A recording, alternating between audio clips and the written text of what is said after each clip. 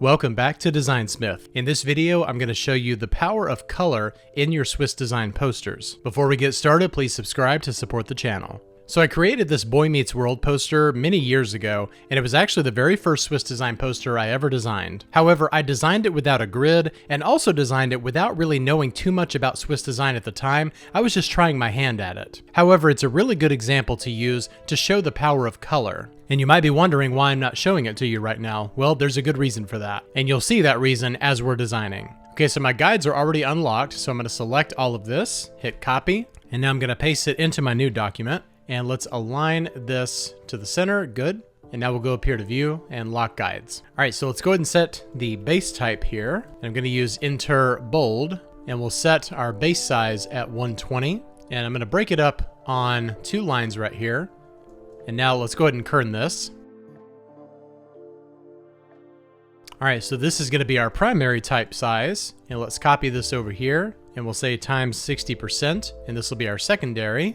We'll just put a number 2 right there. And this will be 0.3 for our tertiary. You know I hate that word, but it's applicable here. And we'll put a 3 right there, and we'll come back to that side later. All right, I'm gonna move this off the artboard because the main focus of what's on here are actually the symbols. So I've got my stroke here with no fill, and I'm gonna go ahead and just draw a circle. It doesn't matter the size. We'll resize it in just a minute. If you ever watched Boy Meets World, then you know that in the first season of it, the 2 symbols here in the opening credits were a baseball and a globe. And that's what we're gonna be creating here. And we're gonna use very simple lines to do it. And I'm gonna match the weight of our stroke here to kind of match our main type right here. So around 25 points I think is a good number. Now let's change the alignment of the stroke to inside instead of outside. And that's just gonna make it a lot easier to align to our grid here. I'm gonna go ahead and make a copy of this right over here because we need to put a plus sign in the middle of this page. So let's set this to 1.5 inches exactly, and we will align it perfectly to the center of the page here. And I'm gonna hit copy and paste in front, and that's gonna allow us to rotate that right there. And now let's align both of these circles right here to the middle of the page. And then we'll go down here and center these 2 circles on the page as well. And that is looking good. All right, and now what we're gonna do is turn this left circle into a baseball and the right circle into a globe. And I'm gonna hold down Option, Shift, and bring this over here. And we'll align this to that grid. And now I'm gonna hit copy and paste in front. And we're gonna rotate this around. I'm gonna bring this down right here so that we know that we've got the placement exactly the same on both of them. And now we can just select this right over here, copy this over on this side, and go to Transform and Reflect. Make sure that we have vertical checked. Go to OK. And now we can line this up right there.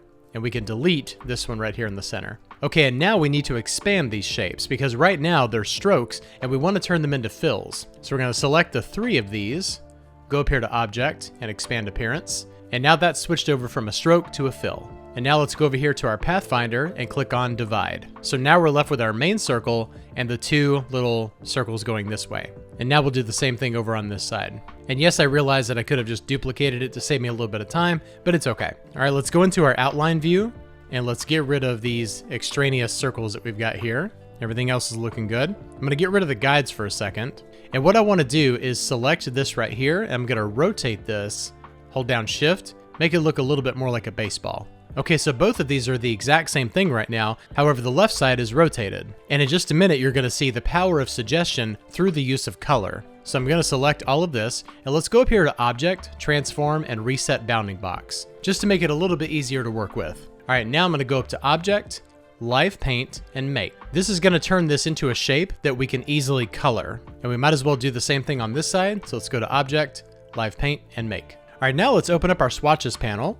And since this is a baseball, then the inside of this needs to be white, but the lines that represent the stitching need to be red. So I'm gonna select red, and we're gonna go over here to the Live Paint bucket, which is underneath your Shape Builder tool. And now I'm just gonna click on the little lines that represent the stitching, and now you can see this is representative of a baseball. And now I think you can see where this is going. We need to color this side to represent the earth. So I'm gonna click on this blue right here, and this is gonna be our water. And then let's go to this green, and this is gonna be our land. So these 2 are the exact same shape. However, through the use of color, we're communicating to the viewer that one is a baseball and one is a globe. And all we had to do is rotate it and just change the colors. All right, I'm gonna go ahead and finish out the rest of this poster here. So let's go ahead here and select this plus sign.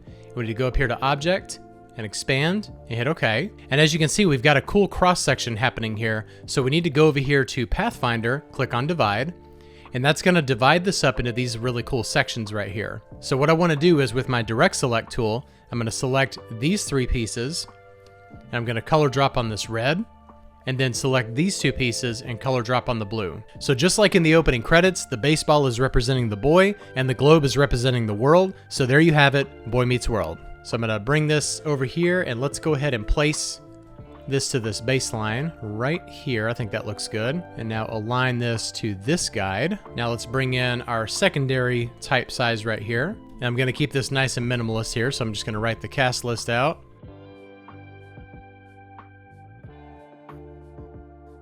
All right, that secondary type, just for the placement of this particular poster, is a little bit on the larger side. So I think I'm gonna bring this down. Let's do about half of this right here, because even if we add a 3rd layer of type, and I think we will, it's still significantly smaller than our secondary type here. So I'm gonna play with the layout here and get it in a good spot.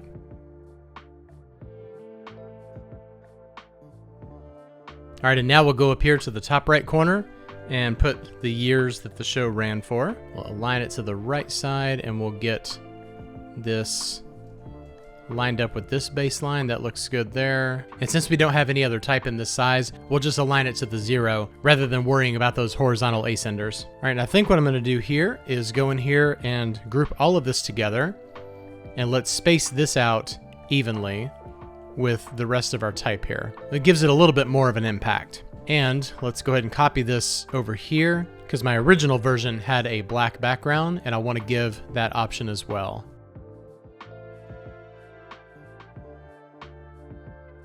All right, that's looking really nice. So here is our Boy Meets World Swiss Design poster showing you the importance and the power of what color can do to the exact same shapes in communicating and directly representing what the elements are. You could definitely do something very similar to this. Just use your imagination and figure out what 2 elements can be exactly the same but slightly changed just a little bit to communicate the message that you're going for. I hope this video was helpful to you. If it was, please give it a like and subscribe. Thank you so much for watching, and I'll see you next time. Bye-bye.